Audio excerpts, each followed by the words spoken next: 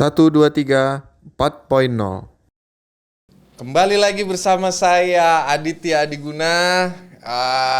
Very special guest is already here. Kamera, editor, jangan kemana-mana, tetap fokus dulu, umpetin dulu tamu kita kali ini. Karena tamu kita kali ini very special, very expert di bidangnya. Siapa lagi kalau bukan Dr. Sulistyo dari Badan Cyber dan Sandi Negara. Tepuk tangannya dulu teman-teman. Bang, apa kabar Bang? Kabar baik, alhamdulillah. Kabar baik ya. Padahal kita sering ketemu ya Bang. Basa-basi aja lu. Jadi sobat industri, saya kalau saya suruh diminta panggil Pak Sulistyo kayaknya kaku ya Bang ya. Jadi biasanya saya itu, ini abang saya, senior saya, penasehat spiritual saya. Kalau tadi di episode sebelumnya ada Pak Andi Budimansyah, itu juga salah satu penasehat spiritual saya tuh Bang. Ada masalah apa segala macam diskusi sama beliau.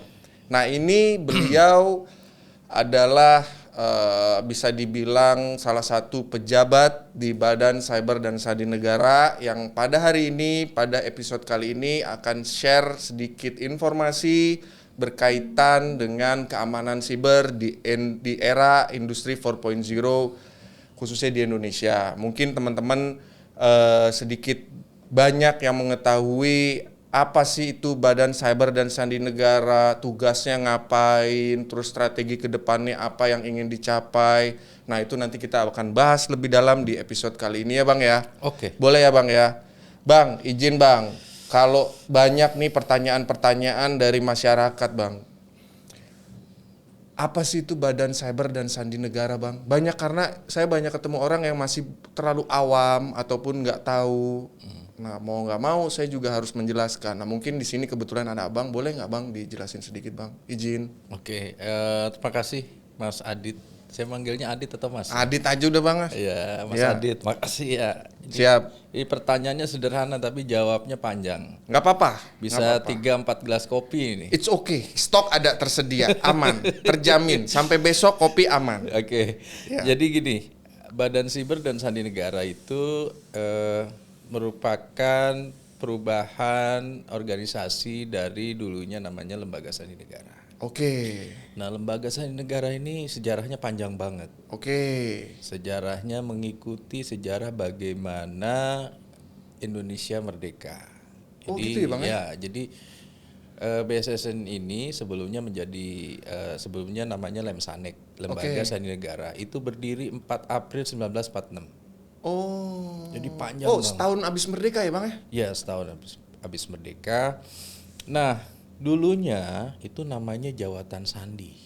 Oh, pertama kali. Oke. Jawatan Sandi di bawah Kementerian Pertahanan. Masih zaman Soekarno berarti Bang ya? Masih zamannya Indonesia mempertahankan kemerdekaan. Iya. Nah, kemudian pendirinya itu adalah Dr. Rubiono Kertopati. Oke. Kenapa sih Bang itu diperluin nih jawatan Sandi Negara ini? Nah, pada saat itu ya? Pada saat itu. Jadi pada saat itu yang tugas utamanya itu adalah bagaimana mengamankan informasi, mengirimkan informasi kepada gerilyawan kita yang melakukan gerilya di sekitar Jogja dan Jawa Tengah pada saat itu yang dipimpin oleh Panglima Besar Sudirman. Oh, oke. Ya, jadi supaya informasi mengenai pergerakan pasukan, ya informasi penting, informasi intelijen, supaya nggak jatuh ke tangan lawan. Dan itu dienkripsi ya Bang ya? Nah, pada saat itu proses penyandiannya masih sangat sederhana. Oke. Jadi pada saat itu Dr. Rubiono itu membuat namanya buku kode. Oh, Nah, wah ini menarik. ya, Dr. Rubiono itu membuat buku kode yang dia buat sendiri. Jadi ada 2 buku, satu yang berisi kode yang kode terang ya. Misalkan XYZD misalnya itu sebagai apa begitu. Itu beliau yang tuliskan. Dan beliau itu punya ada bukunya Bang? Ada di Museum Sandi di Jogja ada. Oh iya, teman-teman bagi yang pengen tahu terkait sejarah itu saya juga baru tahu baru-baru ini bahwa BSSN itu punya satu museum ya Bang ya. Museum Sandi. Satu museum sandi yang terletak di Yogyakarta ya Bang ya. Betul. Jadi barangkali teman-teman yang pengen belajar terkait persandian yang bukan konservatif, yang sejarah persandian di Indonesia itu bisa datang ke sana, berkunjung ke sana, banyak hal yang bisa dilihat dari sana, apa saja alat-alat yang digunakan, bahasa yang digunakan ya Bang ya. Nah, oke, menarik. Buku kode itu ditulis dan dibuat oleh Dr. Biono. Ya. Okay. Sebenarnya Dr. Biono ini backgroundnya adalah dokter beliau nih. Dokter umum di Angkatan Darat. Oh oke. Beliau TNI juga berarti? TNI Angkatan Darat dan beliau ini mendapatkan kemampuan kriptografi ketika beliau ke Australia di sana. Jadi di Australia beliau belajar kriptografi. Kembali ke Indonesia, kemudian diminta oleh Menteri Pertahanan untuk menyiapkan jawatan sandi itu. Oke. Nah, Dr. Biono ini punya keunikan yang jarang orang punya. Sampai sekarang saya belum belum lihat sampai dengan sekarang siapa yang punya kemampuan menulis dengan dua tangannya. Oh, dua tangan begini? Ya. Bersamaan. Begitu. Oh, oke. Itu sesuatu yang sangat luar biasa. Iya. Dan menuliskan buku kodenya itu dengan kemampuan dia menulis dengan dua tangan itu, dan buku kodenya itu sampai sekarang tersimpan di Museum Sandi. Itu di masa-masa kemerdekaan ya. Kemudian masa kemerdekaan namanya Jawatan Sandi, kemudian berubah menjadi Lembaga Sandi Negara itu di tahun 1972 ya. Nah, dari 1972 sampai tahun 2017 itu kemudian berubah namanya menjadi Badan Siber dan Sandi Negara berdasarkan Perpres 53 dan 133 2017. Ada tambahan sibernya di situ ya Bang ya? Ya. Jadi yang semula tugasnya hanya pengamanan informasi rahasia, ketika ditambahkan kata siber itu tugasnya semakin luas. Betul. Jadi tugasnya menjadi apa? Di dalam Perpres perubahan Perpres 28 tahun 2021. Jadi tugas Badan Siber dan Sandi Negara itu adalah menjalankan tugas pemerintahan di bidang keamanan siber. Jadi membantu presiden menjalankan tugas pemerintahan di bidang keamanan siber. Jadi, tapi untuk yang Sandi sendiri masih berjalan, Bang? Masih berjalan. Jadi kalau misalkan ada pengiriman informasi yang memang rahasia sifatnya untuk ke Dubes mungkin ya Bang itu masih dilakukan ya Bang? Masih dilakukan dan itu kan kegiatannya sangat tertutup ya, tertutup. Dan sebenarnya di keseharian kita pun pada saat ini pun sebenarnya kita menggunakan sandi-sandi itu tanpa berasa gitu ya. Tanpa Contohnya berasa. Bang? Contohnya pada saat Adit menggunakan browser ya. Menggunakan browser dari desktop ataupun gadget lainnya. Itu transaksi yang ada di browser kemudian terhubung masuk ke dalam internet, akses ke server ya, kemudian kembali lagi. Itu di dalam alamat browsernya itu kan ada HTTPS. Nah, S-nya ini secure. Ya, itu secure artinya bahwa setiap transaksi data ya yang menggunakan HTTPS itu bisa disadap, bisa diambil. Tetapi kemudian karena sudah dilakukan proses enkripsi dengan standar algoritma enkripsi yang berlaku publik ya, maka sulit untuk kemudian dikupas. Butuh waktu, takes time lah. Tapi benar nggak sih Bang kata-kata kalau yang saya dengar itu ya Bang ya, anggap aja saya ini nggak ngerti cyber aja Bang, mewakili masyarakat nih, benar nggak sih kalau misalkan tidak ada sebuah informasi yang betul-betul 100% secure? Itu betul bahwa tidak ada satupun informasi yang 100% itu secure. Pasti ada aja celahnya. Ya karena kan informasi itu kan selalu ditransaksikan ya. Kalau informasi itu hanya untuk Adit sendiri, maka hanya dua yang tahu. Saya sama Bang Tio. Bukan. Sama Tuhan yang tahu. Gitu. Itu secure. Tapi ketika informasi itu ditransaksikan, maka di dalam proses pemrosesannya, pengolahannya, kemudian dikirimkan dan sampai kepada end user ya kan? Oke. Itu ada proses, Iya. ada media yang digunakan. Betul. Oh, Maka kemungkinan untuk informasi bocor itu dapat terjadi gitu. kemungkinan pasti bisa terjadi, tetapi seberapa sulit itu yang akan Iya. yang bisa ini. Ya bisa jadi informasi yang kita sudah sandi, kita sudah encrypt ya, Iya. disadap orang, kemudian dilakukan proses dekripsi ya, Iya. dikupas Iya. ya, karena itu pakai algoritma kriptografi standar atau Iya. publik. Tapi membutuhkan kemampuan prosesor yang demikian baik, kuat dan cepat. Nah, ketika saat dibuka informasi itu udah nggak ada harganya gitu loh. Iya, betul. Ya, Betul. itu informasi kan ada umurnya, ada waktunya. Betul. Waktu untuk mengupasnya itu ternyata takes time. Gitu. Oke. Jadi tentunya supaya informasi itu nggak bocor, tentunya enkripsinya harus kuat. Oke. Harus ada standar algoritma yang dipakai. Kalau buat publik ya standar algoritma buat publik. Ada ada standarnya. tingkatan-tingkatannya, Ada. Bang, ya. Kemudian kalau untuk negara, untuk pemerintah ya atau untuk militeri itu juga tentu ada standarnya yang itu berbeda-beda karena tentunya konten atau isi dari informasi itu kan punya nilai ya. Punya Betul. nilai. Ya, apakah nilainya itu taktikal, strategis, mahal, ya, middle atau ya perencanaan seperti itu. Iya. Itu yang artinya bahwa setiap informasi tidak ada 100% yang aman itu betul, ya, karena tergantung dari kemudian bagaimana mengolah informasi itu, kemudian pada saat setelah diolah akan dikirimkan melalui satu media. Oke. Medianya aman nggak nih? Iya. Apakah sesuai dengan standar-standar yang keamanan yang sudah ditentukan? Iya, oke. Kemudian pada saat menerima pun juga demikian. Si penerima nih Ya, secure nggak nih? ya artinya di situ ada interaksi antara manusia, antara orang, kemudian alat dan peralatan, mesin, ya. Kemudian yang dituju pun juga demikian. Jadi walaupun sistem ini udah aman, tapi kemudian orang yang menggunakannya sembarangan, ya percuma juga. Iya. Ya Akhirnya nggak? pointless juga sih, Bang. Ya misalkan bocor lagi. di Adit ngirim informasi ke saya melalui channel yang khusus ya, yang encrypted ya, ke device saya. Cuma saya sembarangan, begitu saya buka di gadget saya ya, ternyata di belakang ada yang ngintip. Ada orang. Ya, sama aja bohong. sama aja kan. Sama aja bohong. Itu. Bang, kembali lagi ke BSSN nih, Bang.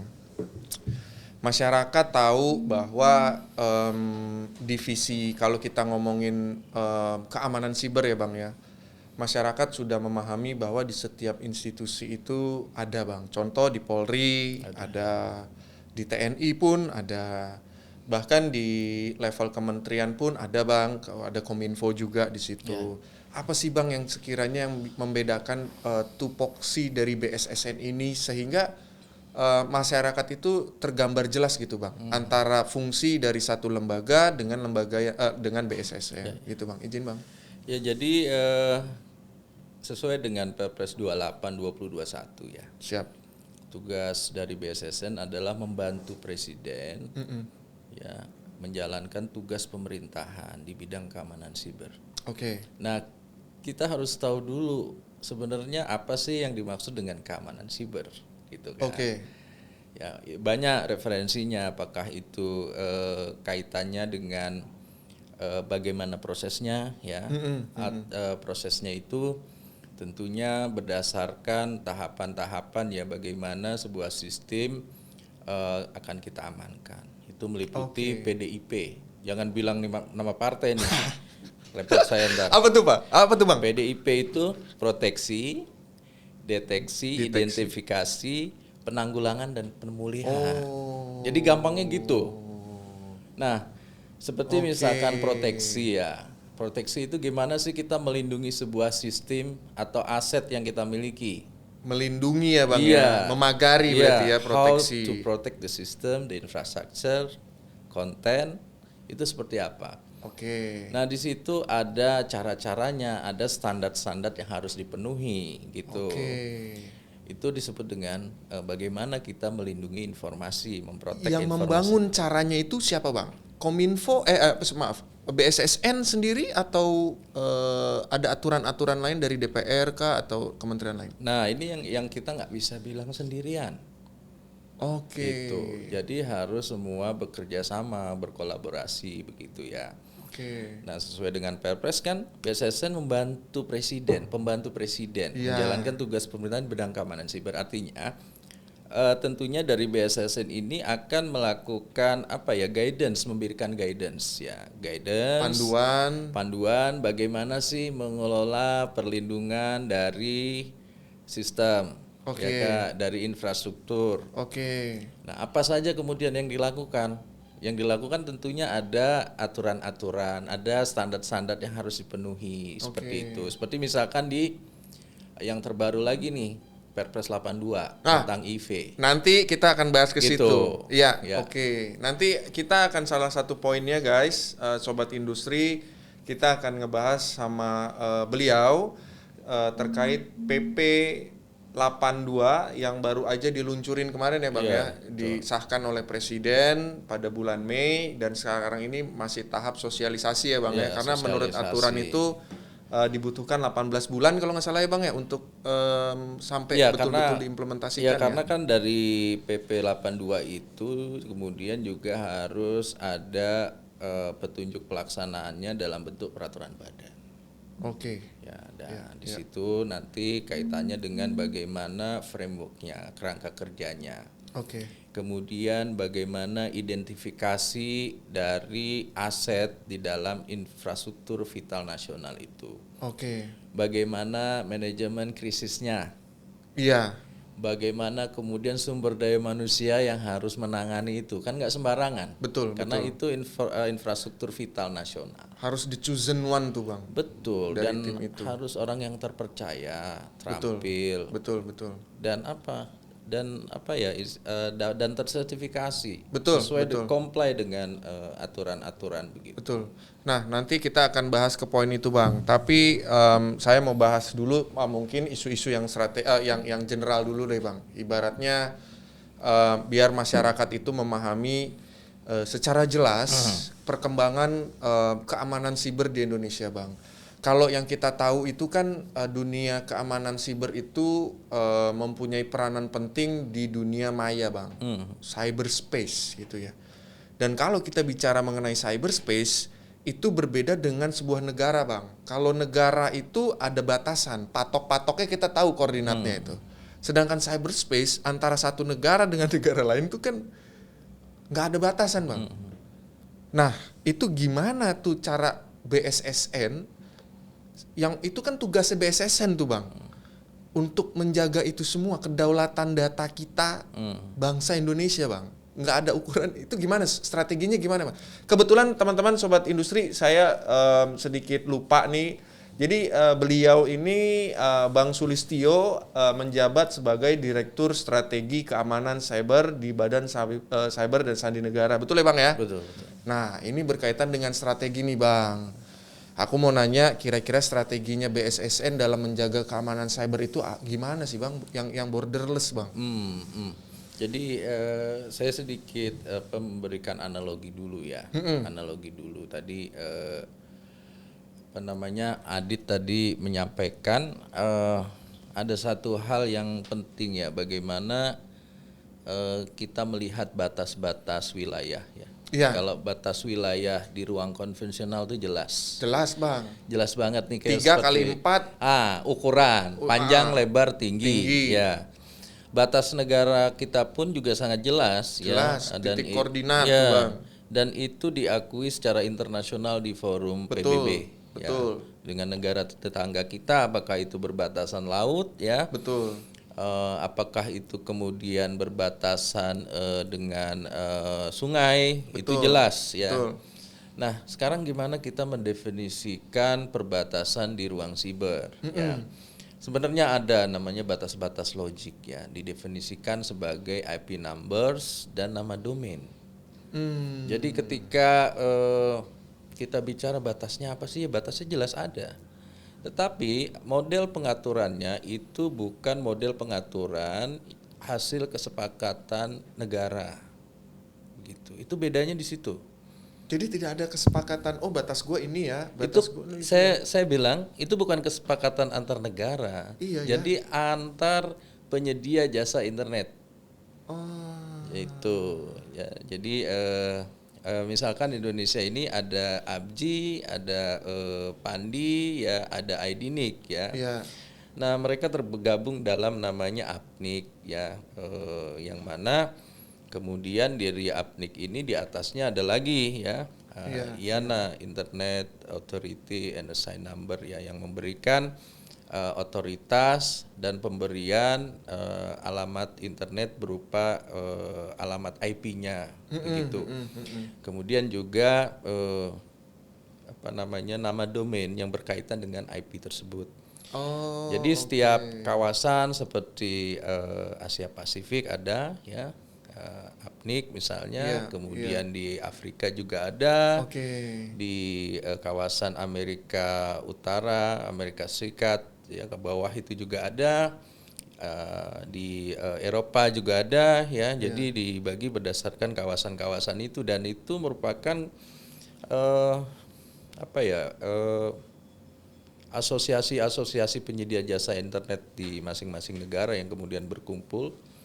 Dan di Indonesia itu pendelegasiannya diberikan berdasarkan surat dari Menteri Kominfo bahwa asosiasi penyedia jasa internet itu yang berkumpul di Abji, kemudian di situ ada IDNIC ya, yang diberikan delegasi untuk memberikan IP numbers dan nama domain. Ya, kemarin kita sedikit bahas Seperti tuh Bang itu. sama Kang Teddy, Ketua Abji DKI Jakarta. Kemarin kita undang juga Bang ke podcast kita. Beliau juga bagi sobat industri yang mengetahui terkait industri jaringan internet, kemarin kita udah bahas detail dengan beliau dan sedikit menyinggung terkait keamanan siber juga Bang, karena kita tahu beliau juga ada backgroundnya ya. Bisa dilihat atau ditonton di episode kita, episode Abji DKI Jakarta. Nah, kalau kita tahu tadi Abang nyampaikan ada domain, ada IP numbers itu segala macam. Tapi kadang-kadang Bang, ketika terjadi peretasan, itu si pelaku itu kadang-kadang yang kita tahu pakai IP yang mana, di negara mana. Nah, itu gimana Bang? Ya, jadi memang itu salah satu isu yang selalu dibahas ya dalam berbagai forum internasional. Apakah itu di forum bilateral, regional, maupun di forum yang lebih luas di PBB. Iya.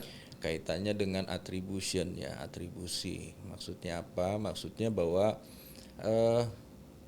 identitas dari sumber asli ya yang menyebabkan terjadinya insiden siber itu berasal dari mana? Ya. Berasal dari mana, bisa dinyatakan dalam IP-nya. Apakah betul IP itu hanya betul sebagai awal dari terjadinya serangan, ataukah hanya kemudian sebagai IP yang disinggahi begitu, yang berasal dari negara lain. Itu bisa di-trace Bang? Bisa di-trace. Oleh karena itu karena permasalahannya ini permasalahan lintas negara, maka Indonesia perlu melakukan pendekatan-pendekatan khusus ya, kaitannya dengan bagaimana penanganan insiden seperti yang tadi Adit sampaikan ya, peretasan gitu yang berasal dari negara lain untuk bekerja sama dalam melakukan digital forensik. Oleh siapa? Oleh aparat penegak hukum dari masing-masing negara. Oh gitu Bang. Kalau di Indonesia siapa sih Bang? Dalam konteks ini yaitu Polri, dalam hal ini Direktorat Pidana Siber. Oh, oke. Dia yang akan melakukan penyelidikan ya Bang ya, terkait serangan-serangan yang terjadi, apakah betul ini dari negara ini, kalaupun betul apa nanti tingkat langkah-langkah selanjutnya dari negara. Dalam yang dilakukan oleh Polri ini dalam langkah penegakan hukum. Jadi ketika ada korban di Indonesia korban itu kan dalam konteks cybercrime ya. Iya Bang.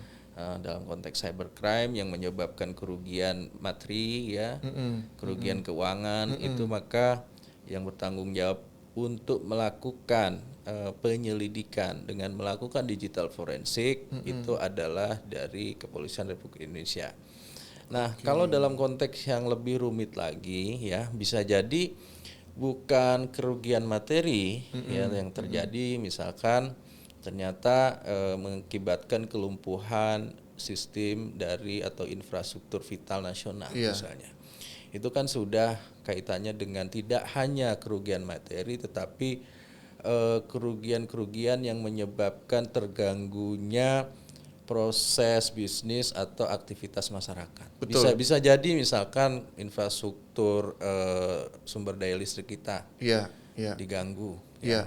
Kemudian kayak yang pernah terjadi di mana gitu ya Bang, saya lupa, di daerah Ukraine gitu Bang, yang pernah disabotase itu power plant-nya tuh, kalau nggak salah ya Bang ya, gara-gara hack itu. Ya artinya hal itu pernah terjadi dan mungkin terjadi. Oleh karena itu tentunya dari pemerintah harus mampu kemudian bergandengan tangan ya, berkolaborasi bersama-sama ya. Bagaimana kita punya kemampuan untuk mencegah. Oleh karena itu kemampuan untuk mencegah ini kan harus menguatkan sistem keamanan kita. Betul Bang, betul. Sistem keamanan kita yang dibuat tuh kayak apa sih? Ya, ini kan masuk infrastruktur vital nasional. Betul Bang. Kalau di dalam terminologi asing disebutnya CIP ya. Ya, Critical Information Protection. Ya, CIP biasa dikenali seperti itu. Di Indonesia istilahnya IVN. Infrastruktur vital nasional. Ya. Kita nggak perlu ngeributin lah istilah CIP atau IVN terminologi itu. sama. Yang penting maksudnya adalah maksudnya sama. Kayak begitu. Karena kita kan berdasarkan peraturan perundangan juga gitu. Nah, kemudian perlu ada aturan atau payung hukum gimana cara melindunginya. Seperti itu. Bagaimana juga pola kolaborasi ya. Itu kan IVN itu tentu ada banyak sektor. Betul. Misalkan listrik, ini di sektor apa? Energi. Ya, energi. Berarti SDM kalau nggak salah ya Bang ya? Ya, itu. Jadi di sektor ini adalah Kementerian SDM yang kemudian harus menjadi bapaknya itu. Betul. Yang dengan BSSN akan membantu mengkoordinir ya. Sebagai penanggung jawab secara nasional. Betul. Ya, masing-masing sektor itu kemudian diberikan guidance ya sesuai dengan Perpres 82 oleh BSSN. Ya, begitu. Ya, yang saya ketahui juga Bang, sedikit baca-baca terkait PP 82 bahwa kan ada di situ ada 8 sektor ya Bang ya. Jadi termasuk kesehatan. Kalau memang itu berkaitan dengan kesehatan, yang bertanggung jawab adalah Kementerian Kesehatan. Kalau energi tadi ISDM. Nah, kalaupun ada sektor lain yang memang tidak termasuk ke dalam 8 tersebut, itu akan dihandle oleh level kementerian terkait. Itu yang betul ya Bang ya? Berdasarkan keputusan Presiden. Betul, berdasarkan keputusan Presiden. Tetapi hal ini semua dilokomotifkan oleh BSSN ya Bang ya? Betul. Nah, kalau saya boleh tahu nih Bang, tahun ini kira-kira apa yang menjadi target BSSN Bang, yang mau di boosting gitu dari BSSN? Karena nih posisinya Bang, izin kita post pandemi nih Bang, bisa dibilang kita udah masuk setelah pandemi gitu ya Bang, kita mau bangkit ekonomi. Dan ketika kita bicara ekonomi, ketika naik ekonomi pasti ancaman akan naik nih Bang. Nah, kira-kira dari BSSN sendiri apa yang mau dilakukan Bang? Tentunya BSSN ini bekerja berdasarkan RPJMN ya. RPJMN yang sudah ditetapkan oleh pemerintah ya, yang memang itu menjadi acuan. Nah, targetnya adalah yang utama itu adalah membangun kemampuan Computer Security Incident Response Team. CSIRT itu ya, CSIRT itu ya. Nah, kemudian fokusnya kemana dulu ya? Fokusnya kemana dulu? Kalau sesuai dengan program prioritas nasional itu memang fokusnya hanya untuk CSIRT di sektor pemerintahan, ya, pemerintah pusat dan pemerintah daerah. Namun tidak juga itu prioritas dulu ya. Namun tidak juga kemudian sektor-sektor kritikal yang memang pengolahannya oleh di luar pemerintah ya, apakah itu oleh BUMN atau swasta kemudian tidak diperhatikan gitu. Karena itu menjadi tanggung jawab juga apalagi setelah keluarnya Perpres 82 ini. Siap. Ya, dan memang yang utama yang menjadi prioritas adalah membangun kemampuan dari CISET itu. Nah, kemudian yang kedua apa? Yang kedua adalah bagaimana menumbuhkan literasi ya tentang budaya keamanan siber itu. Ya. Ya. Nah, kenapa itu penting? Ini masyarakat berarti ya, target jadi, ya Bang. Ya, Kalau tadi kan kita bicara institusi atau organisasi ya Bang ya. Ini lari ke masyarakat. Jadi bagaimana kemudian budaya keamanan siber itu bisa di boosting ya, dikampanyekan ya. Yang paling sederhana saja misalkan bagaimana kita bisa mengelola kredensial ataupun password yang kita gunakan untuk mengakses berbagai macam layanan elektronik ya. Apakah itu email ya, email publik ataupun email-email kedinasan kita, ataupun aplikasi-aplikasi yang bisa kita pakai. Ya, itu yang paling sangat sederhana seperti itu. Jadi jangan kemudian bikin email yang gampang banget dan gampang diingat. Password 1 2 3 sampai 8. Ya, kan biasanya gitu, kalau kita buka kartu ya itu ya buka kartu debit ya, akun dapat kartu debit, kadang kan kita lupa itu. Diupdate. Bukan lupa diupdate, kan ada default password ya. Iya. Ya. Males. Lu ya malas ganti. Harusnya kan diganti lagi tuh Bang kalau dari bank kan. Iya, itu dia. Itu sering terjadi seperti itu. Jadi passwordnya masih password default. 11 2 2 3 3. Kalau enggak 1 2 3 1 2 3, enggak lari jaga. Itu. Jadi kemudian yang ketiganya adalah bagaimana kemudian regulasi-regulasi yang sudah ada, apakah itu berbentuk peraturan presiden, kemudian ada beberapa peraturan badan, dan yang paling penting adalah kita lagi bahas nih tentang bagaimana Perpres strategi keamanan siber dan manajemen krisis siber. Oke. Ya, karena Indonesia ini ya. Kalau yang ini KKS itu kan Bang? Bukan RUU, bukan. Bukan. Tetapi strategi keamanan siber nasional. Ya, jadi dari 2017 sampai sekarang ya Republik Indonesia yang kita cintai ini itu belum punya namanya strategi keamanan siber nasional. Oh, ini kayak Stranas, strategi nasionalnya, roadmap-nya. Betul. Oke. Itu akan jadi guidance bagi semua pemangku kepentingan, nggak hanya pemerintah, penyelenggara negara, tetapi semua stakeholder yang ada. Betul. Kalau ini Bang, kebetulan makanya perlu saya sampaikan juga bahwa kegiatan podcast ini adalah turunan dari bisa dibilang program Kepres Making Indonesia 4.0 Bang.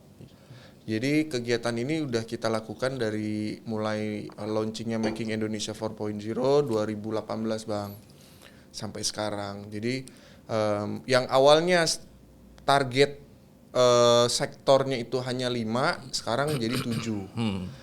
Dan yang awalnya hanya manufaktur, tahun ini Pak Presiden udah sampaikan bahwa terkait Making Indonesia 4.0 itu harus inklusif dan sustainable Bang. Jadi tidak hanya fokus kepada manufaktur aja, meskipun manufaktur penyumbang GDP terbesar 21%, tapi ini juga harus diimplementasikan ke seluruh sektor berikutnya Bang. Nah itu kalau untuk industri 4.0, syukur alhamdulillah kita udah ada Bang. Making Indonesia 4.0. Nah mungkin ini Stranas ini strategi keamanan cyber nasional ini yang perlu kita dorong Bang. Sehingga kita punya roadmap, kurang lebih gitu ya Bang ya? Roadmap dalam arti bagaimana sebenarnya keamanan siber yang ada itu, yang pertama kita butuh guidance. Ini kan banyak banget stakeholder. Betul. Banyak banget prioritas apa aja sih yang harus kita lakukan di dalam mewujudkan keamanan siber itu sendiri, yang merupakan sebenarnya bagian dari keamanan nasional itu. Kemudian yang berikutnya dihadapkan dengan bagaimana dinamika ancaman yang ada. Ya, perubahan kultur masyarakat, kemudahan masyarakat untuk akses internet menggunakan gadget ya. Kita lebih baik ketinggalan yang lain daripada ketinggalan HP kan sekarang modelnya begitu. Oh iya, benar. Kita masuk kafe yang ditanyain bukan menunya, Benar. apaan? Wifi. Itu dia, iya nggak? Wifi. Iya nggak? Dompet sekarang udah nggak terlalu penting, Bang. Bener, ya. Handphone sekarang yang penting. Bener. Dompet masa bodoh ketinggalan, KTP ketinggalan Iya, masa bodoh. bener. Yang penting handphone. Handphone, betul. Mau mesen makanan, handphone. Itu dia. Online, taksi online apa semua, Iya. handphone. Saya mau kesini tadi juga buka handphone, tinggal buka map kan. Ngikutin aja tuh. Betul. Nggak perlu saya pakai yang lain kan. Bang. Ya artinya dengan perubahan perilaku masyarakat, kemudian dimudahkan dengan perkembangan teknologi yang semua bergantung kepada akses internet dan infrastrukturnya termasuk gadget, aplikasi. Betul. Maka harus aman. Betul. Jadi keamanan siber ini kemudian menjadi enabler. Menjadi pendorong supaya itu semua bisa mulus, gampang. Betul. Nyaman. Aman gitu. Dan ini nggak BSSN dalam hal ini pemerintah nggak bisa sendirian. Betul. Bergantung kepada bagaimana peran serta masyarakat juga pelaku usaha. Betul. Gitu.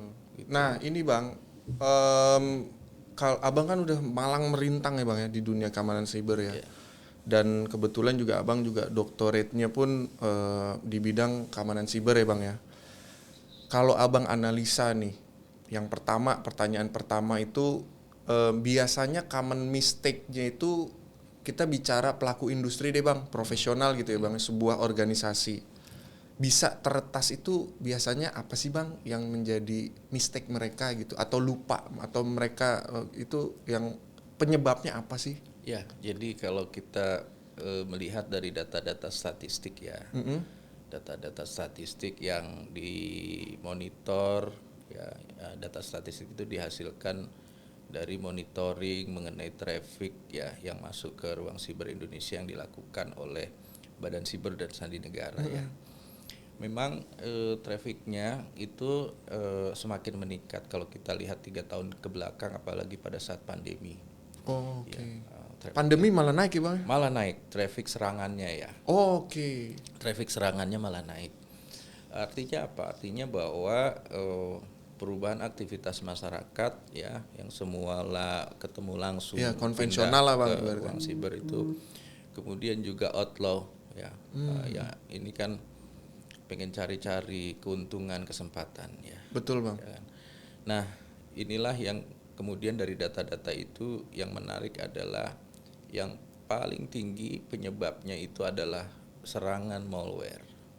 60% penyebab terjadinya insiden siber itu adalah serangan malware. Oke. Nah, malware itu apa? Malware itu malicious software. Jadi aktivitas-aktivitas yang nggak dikenali, yang oleh sistem yang berjalan normal ya, begitu. Apa saja itu malware? Ransomware masuk ke dalamnya, virus masuk ke dalamnya, adware masuk ke dalamnya. Dari email. Ya, seperti itu. Nah ini 60%. Artinya apa? Artinya bahwa kenapa bisa masuk? Iya. Nah ternyata bisa masuk itu kan masyarakat kita ini terutama yang pakai Android ya. Iya Bang. Itu lupa mengupdate dari software yang ada di dalam Androidnya. Karena kan Android itu based on terbuka ya, sistemnya open source segala macam. Tetapi kemudian kan ada patching yang kemudian dirilis ya. Ini lupa. Kemudian yang kedua penyebabnya software bajakan. Nah tuh teman-teman atau sobat industri yang ibaratnya dari corporate ya Bang ya, perusahaan atau yang teman-teman dari IT, divisi IT di sebuah perusahaan atau pabrik atau apapun itu organisasinya, tolong sarankan ke manajemen ya Bang ya, jangan pakai software bajakan atau bahaya ilegal. Bahaya banget. Karena taruhannya itu bisa dibilang priceless Bang kalau kita bicara data. Iya. Bisa aja datanya diambil. Bisa aja datanya disandra atau dirusak bahkan Bang. Bahaya kalau data disandra. Kalau dulu orang barang yang disandra. Sekarang yang disandra data. Diminta mount uang apa segala macam. Ransomware. Kalau orang bilang ransomware apa sih, gitu kan? Iya. Udah gampangnya ransomware itu menyandra data, udah gitu aja. Iya. Gitu. Nah, berarti yang harus memahami ini bukan hanya teman-teman yang dari divisi IT aja dong Bang ya. Jadi dari si level pun harus memahami bahwa pengamanan data perusahaan ini memang bukan hanya sekedar seadanya, karena ini harus melibatkan tentunya anggaran. Kesian Bang teman-teman IT ya kan dikasih anggaran yang seadanya. Software juga udah pakai aja yang lama. Nah, itu begitu dia Bang. dia minta update nggak bisa. Habis lisensinya. Ini masuk selesai. Orang. Nah, jangan mempertaruhkan sesuatu yang memang berakibat atau berdampak besar kepada organisasi ataupun perusahaan yang ada ya Bang ya. Iya. Lebih baik mencegah daripada mengobati, karena kalau udah data rusak, data hilang, data tersandra, itu lebih mahal lagi daripada kita ngupdate software ataupun beli yang asli ya Bang ya. Gitu. Nah, kalau tadi yang 60%, baru saya sisanya siapa lagi nih Bang? Yang 20% itu karena kelalaian personil. Si manpower-nya, SDM-nya sendiri. Iya. Kenapa bisa begitu? Karena kita tahu kan, kita ini berinteraksi ya dengan gadget ya, dengan PC ya, dengan artinya device yang menghubungkan kita ke dalam sistem. Iya. Itu kadang kita ini lupa begitu ya dalam bagaimana kita memegang akun-akun yang sangat-sangat penting untuk kita jaga gitu. Iya. Passwordnya, username-nya seperti itu. Iya. Ya, sembarangan. Iya. Kemudian gadget yang harusnya buat kerja nih, ya nggak kita gunakan juga untuk keperluan di luar pekerjaan kita. Betul. Ya. Kalau saya Bang, nih saya share aja, banyak masuk email ke email saya tuh email nggak jelas Bang. Itu yang saya bilang, jangan gunakan ya device yang buat kantor ya. Untuk yang misalkan gabung sama sosmed. Nah, itu dia tuh. Saya juga jadi begini Bang, karena kan kita kadang-kadang ketemu orang A, B, C, kartu nama kita sebar. Datang ke event A, kita sebar kartu nama. Ya mau nggak mau berarti data email kita kan udah kesebar tuh Bang, kemana-mana tuh. Apalagi di event Bang, kita nggak tahu sebar. Nah, ya itu ujungnya efeknya adalah banyak email-email yang masuk spam. Saya nggak pernah buka tuh Bang. Saya takut apa? Ketika saya buka, dia masuk jaringan saya, itu masuk jaringan wifi kantor, itu karena Adit kan udah paham.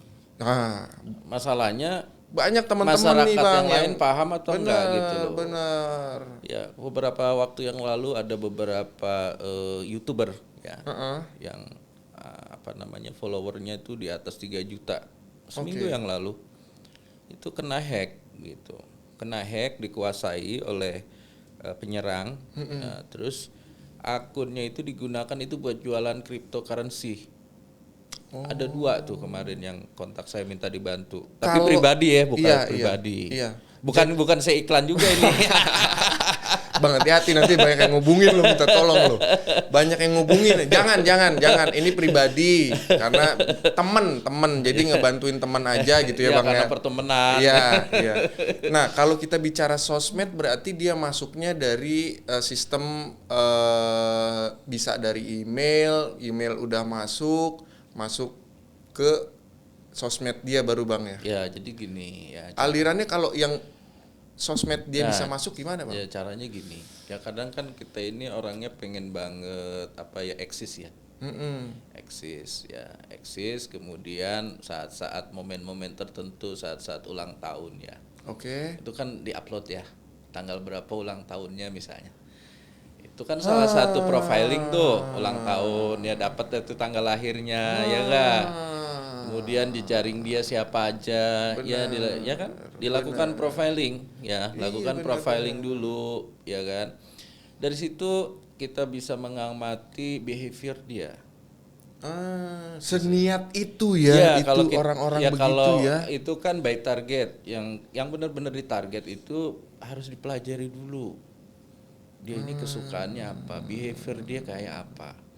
Nah kemudian email yang dikirimkan juga berkaitan dengan aktivitas dia. ya kan. Misalkan Adit sukanya apa?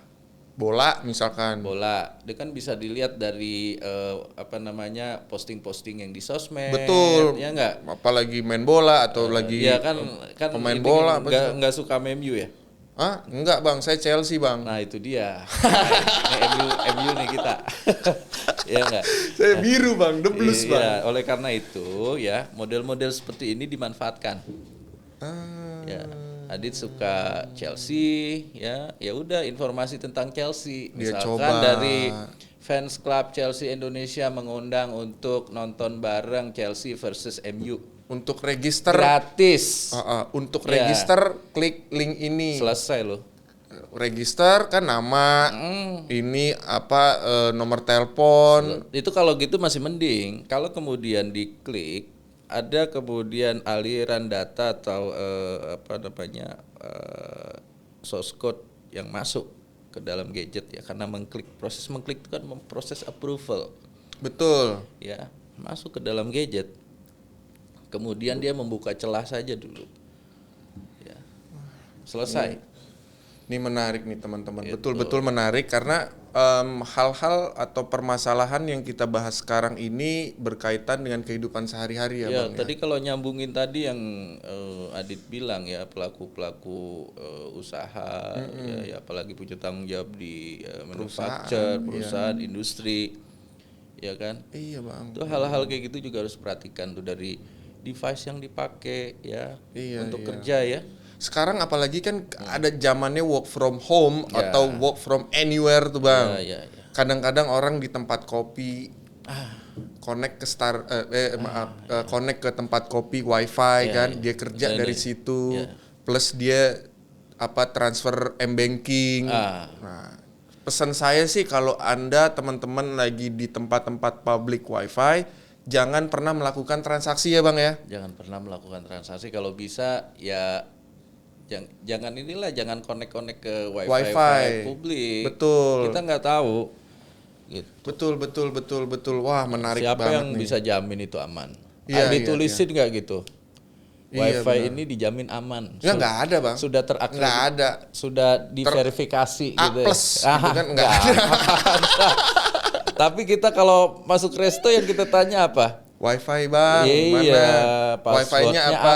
Passwordnya apa? Gitu. Tiba-tiba transfer m-banking, tiba-tiba kirim email, nggak taunya masuk dari situ, habis lah. Itu. Banyak kejadian ya Bang ya. Jadi malware, kemudian masalah ini SDM-nya pengguna. Itu kan 80% ya. Nah, sisanya seperti DDoS ya. Ya seperti itu. Kalau DDoS tuh kayak yang diserang-serangan script itu ya, kiddies, Bang. ya seperti itu. Iya, Kalau kita kemudian bisa mereduce yang 80 ini ya, yang malware ini, dengan merubah kebiasaan ya, yang kita nggak pakai software bajakan aja misalnya. Kita rajin patching, updating dari gadget kita ya. Itu tidaknya mampu minimalkan risiko. Iyalah. Gitu. Kemudian juga yang dari sisi pengguna ya, sangat hati-hati apalagi admin. Dan yang paling penting jangan sok tahu. Maksudnya Bang? Jangan sok tahu penting. Jadi Gimana tuh Bang? Jadi seolah-olah nih misalkan kita posisinya ini sebagai user biasa ya, artinya pengguna sistem di dalam infrastruktur di kantor. Karyawan lah Bang. Karyawan biasa. Ya enggak? Nah, di dalam kantor itu kan sudah ada penanggung jawabnya. Urusan IT siapa nih, kan udah ada kan, dibagi-bagi seperti itu. Dan kita so tahu misalkan gadget kita kena ransomware gitu. So tahu lah main klik aja, jangan. Baiknya segera menghubungi yang tanggung jawab di situ, siapa manajernya. IT, head of IT. Gak usah ini dulu deh, gak usah manajer yang bertanggung jawab di situ, tapi atasan Staffnya langsungnya, dulu dah. atasan langsung. Oke. Agar tahu bahwa proses bisnis di lingkungannya sedang ada masalah. Setidaknya begitu. Baru kemudian di Emang ada Bang yang kasus nggak lapor tiba-tiba masuk? Kan saya nggak perlu buka masalah itu. Iya. Bahaya itu. Iya deh. Iya. Banyak Nah, intinya mau sih. ngorek-ngorek aja. Iya Bang. Iya Bang. Izin Bang. rahasia tuh very confidential. Intinya kita harus menjaga diri ya Bang ya. Iya, tuh. Bang, Ini udah banyak info nih Bang yang kita udah diskusiin. Kita minta satu lagi dong Bang, pertanyaan. Pesan-pesan untuk teman-teman sobat industri di era industri 4.0 ini berkaitan dengan keamanan cyber, apa sih yang mau disampaikan oleh Abang selaku perwakilan dari Badan Cyber dan Sandi Negara? Monggo Bang. Saya sebenarnya bukan pesan saya. Apa tuh, Bang? Ini pesan dari Bapak Persandian Republik Indonesia. Oke, siap. Bapak Dr. Rubiono Kertopati. Yang pertama, Ya. siap. Jadi Dr. Rubiono Kertopati ini adalah dokter kepresidenan. Jadi pada dokter kepresidenan beliau juga punya. Dulunya. Iya, jadi mendampingi Bung Karno sampai Bung Karno kemudian meninggal. Gitu. Pesan beliau itu adalah kekhilafan satu orang saja cukup sudah meruntuhkan negara. Gitu. Itu pesan dari Bapak Persandian Republik Indonesia. Oke, cakep sekali. Saya ulangin lagi, apa Bang? Kekhilafan satu orang saja cukup sudah menyebabkan keruntuhan negara. Nah, itu udah paling pol closing kita kali ini terkait diskusi kita mengenai keamanan cyber, teman-teman sobat industri. Bang, thank you very much. Sama-sama. Udah datang ke tempat kita, ke podcast 4.0. Semoga Abang diberikan kesehatan, kelancaran, kesuksesan. Saya doain supaya BSSN semakin kuat ke depannya Bang. Amin. Teman-teman BSSN semakin solid ke depannya Bang. Amin, terima kasih. Semoga Adit juga sehat selalu. Amin Bang. Semoga jangan lupa. Apa itu, Bang? Rajin tersenyum. Awet muda Aduh. itu. Teman-teman sobat industri, makasih udah stay tune dengan kita di episode-episode kita podcast 4.0. Jangan lupa untuk hadir di acara utama kita di tanggal 24-25 Agustus 2022 di Hotel Bidakara Jakarta. Nanti di situ kita akan banyak program-program menarik terkait industri 4.0. Bang, saya tutup aja ya Bang ya. Silakan. Oke, teman-teman, cukup sekian. Terima kasih untuk episode kita kali ini. Stay tune, jangan lupa register di www.indonesia40.id. Wassalamualaikum warahmatullahi wabarakatuh. Bye.